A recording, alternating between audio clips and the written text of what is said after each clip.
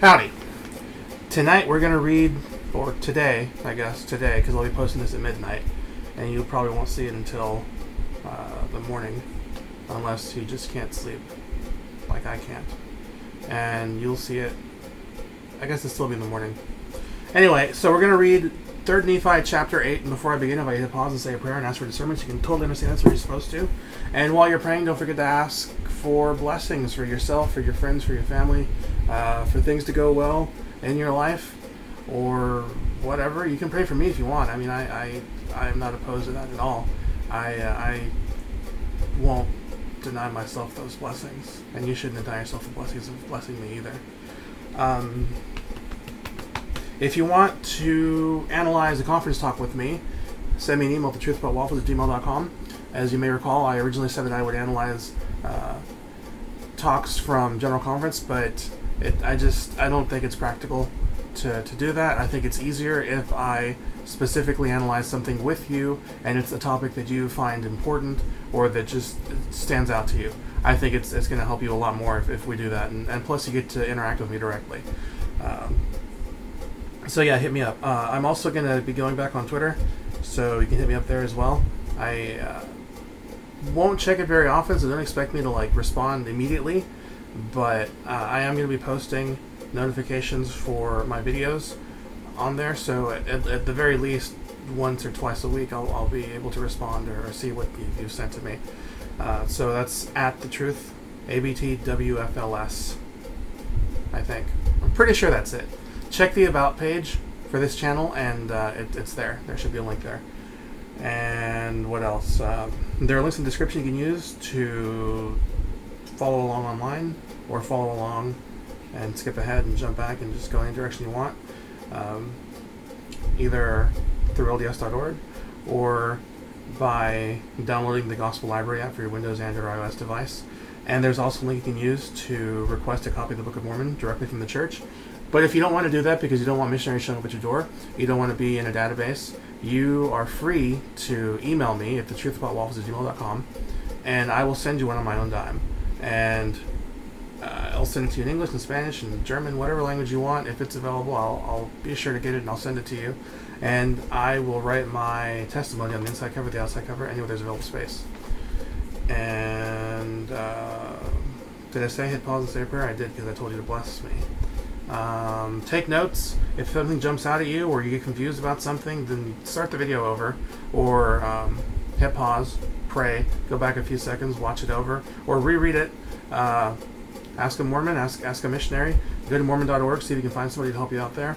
If all else fails, you can always email me.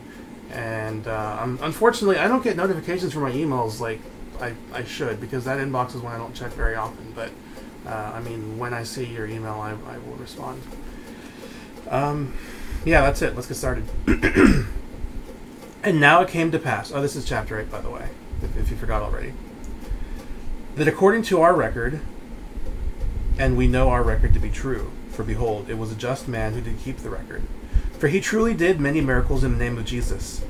And there was not any man who could do a miracle in the name of Jesus, save he were cleansed every whit from his iniquity. And now it came to pass, if there was no mistake made by this man in the reckoning of our time, the 33rd year had passed away, and the people began to look with great earnestness for the sign which had been given by the prophet Samuel, the Lamanite. Yea, for the time that there should be darkness for the space of 3 days over the face of the land. And there began to be great doubtings and disputations among the people, notwithstanding so many signs had been given. And it came to pass in the 34th year, in the 1st month, on the 4th day of the month, there arose a great storm, such an one as never had been known in all the land. And there was also a great and terrible tempest, and there was terrible thunder, insomuch that it did shake the whole earth, as if it was about to divide asunder. And there were exceedingly sharp lightnings, such as never had been known in all the land. And the city of Zarahemla did take fire, and the city of Moroni did sink into the depths of the sea, and the inhabitants thereof were drowned. And the earth was carried up upon the city of Moroni. I think that's how you say it. I could be wrong. That in the place of the city there became a great mountain, and there was a great and terrible destruction in the land southward. But behold, there was a more great and terrible destruction in the land northward. For behold, the whole face of the land was changed, because of the tempests and the whirlwinds, and the thunderings and the lightnings, and the exceedingly great quaking of the whole earth. And the highways were broken up, and the level roads were spoiled, and many smooth places became rough. And many great and notable cities were sunk, and many were burned, and many were shaken, till the buildings thereof had fallen to the earth.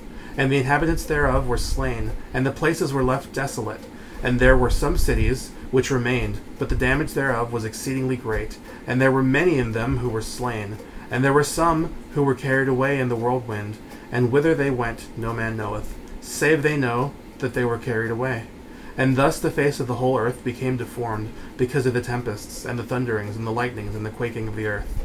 And behold, the rocks were rent in twain, and they were broken up upon the face of the whole earth, insomuch that they were found in broken fragments, and in seams and in cracks upon all the face of the land. And it came to pass that when the thunderings and the lightnings and the storm, and the tempests, and the quakings of earth did cease, for behold, they did last for about the space of 3 hours. And it was said by some that the time was greater. Nevertheless, all these great and terrible things were done in about the space of 3 hours. And then, behold, there was darkness upon the face of the land. And it came to pass that there was thick darkness upon all the face of the land, insomuch that the inhabitants thereof who had not fallen could feel the vapor of darkness.